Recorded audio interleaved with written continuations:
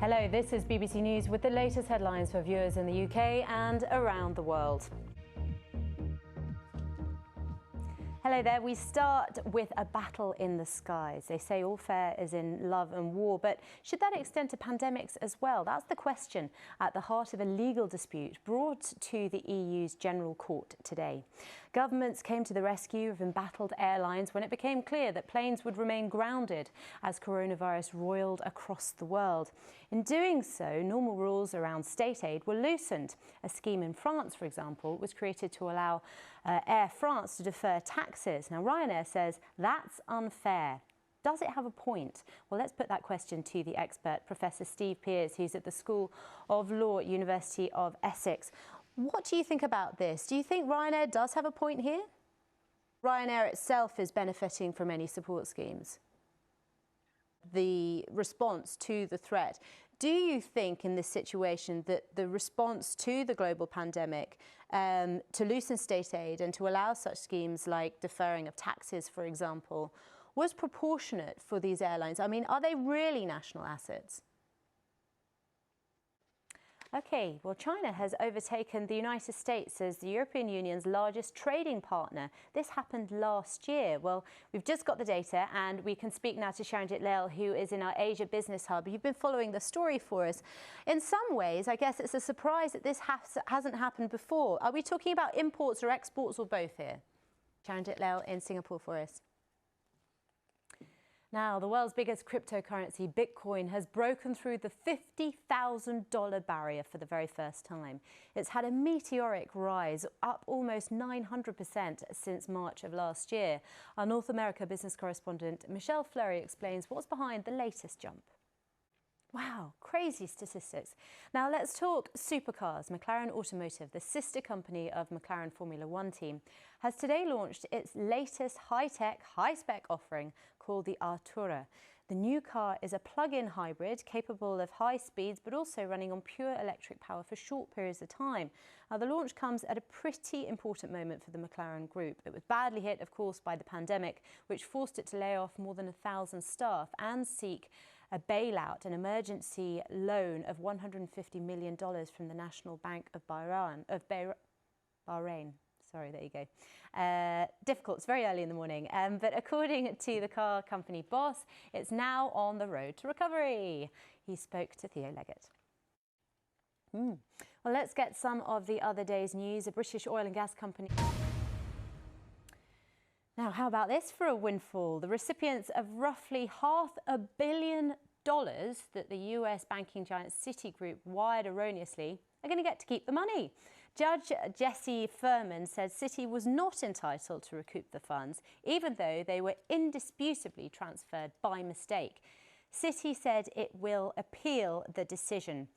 Well, joining me now is Mark Oswald, who's the chief economist and global strategist at ADM ISI. Wow, it reads like a Scrabble board, doesn't it, Mark? Amazing, this, but the money isn't theirs to keep necessarily, and because it's under some sort of freezing order at the moment, so I guess they can't spend any. It's reviewed by the judge. It's an online chat between employees at the lender about this blunder. They said it's the downside of working from home. Maybe the dog hit the keyboard.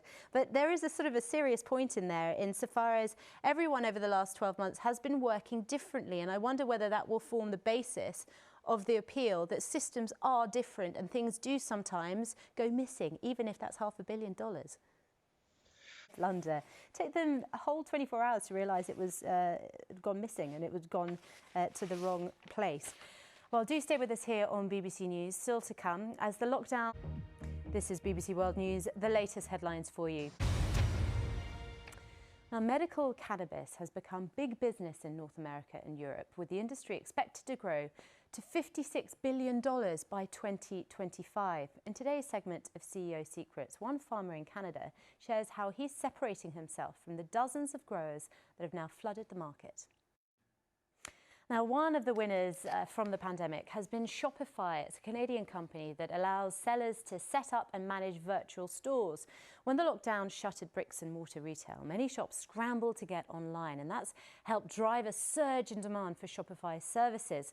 We'll get a sense of just how much when it reports its earnings before the bell on Wednesday. But the overall direction is pretty clear. Its share price has risen by more than 5,500% since the firm went public 6 years ago. Well, joining me now is Liam Patterson, who's the CEO and founder of Biddnamic. Now, Liam, I guess this company has got a lot to live up to. Has last year's rally in particular inflated investor expectations beyond what's realistic? Wednesdays, but lots of first-time entrepreneurs fail. There's a very high failure rate for these kind of businesses and for retail in particular. I mean, how sensible is this for a business to be scaling this quickly and allowing all these people to have a platform?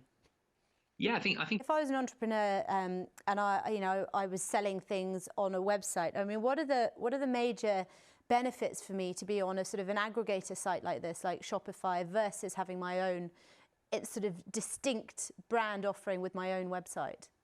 Yeah, so maybe... All right, Liam Patterson from Biddnamic, thanks very much for joining us. So those results coming out before the bell on Wednesday. I can show you a quick flash of the markets if I can. Asian markets have been open today, and you can see this is how the Nikkei is trading, just 0.33% down. Plenty more coming up with the headlines in about 5 minutes' time. See you soon. Amazing pictures there, and it's not just the US experiencing some of the most extreme weather around the world going on. Wow, strange, eh? Let's talk tennis, shall we? Karina Machova has stunned the world by beating Ash Barty, the #1, to come in from behind on the Australian Open. The 24-year-old from the Czech Republic booking her spot in her first Grand Slam semi-final. Pretty big upset for the homegrown hero. Let's speak to Tanya about this. What happened? What happened in the match? Look, it was really... The spectators back, because I remember when we were talking about whether or not this was going to happen, the Australian Open, under what capacity. It was so great to be able to know 20,000 spectators a day they were hoping for. So does it feel like things are getting back to normal when it comes to Australia and these kind of live events? Look, definitely. Lots more good tennis to watch, certainly, over the next few days. Thanks very much, Tanya. Now, the city of New Orleans is famous for its music right across the world, also its food, and of course the Mardi Gras festival, sadly cancelled this year because of the pandemic. No festival means no floats, but that... Plenty more coming up with all the business news in about 5 minutes' time. I'll see you then. Hello, this is BBC News with the latest headlines for viewers in the UK and around the world.